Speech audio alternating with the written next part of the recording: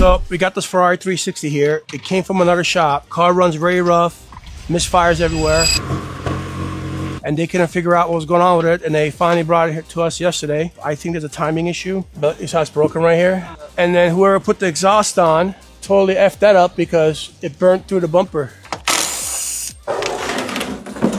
It's missing this bracket bushing right here. Look at that. What? Poor car. Beautiful car. Yeah, it's all right. We'll get back to it running. Make it better than ever. This is the water pump and the alternator belt that's coming off right now. The hip, cross, and down. Yeah. 1, the belt feels loose. 2, this is not adjusted correctly for the tensioner for the timing belt. You can kind of see it. It needs a little bit of a gap right here, and which it does not have. And 3, these cam sprockets are maxed out.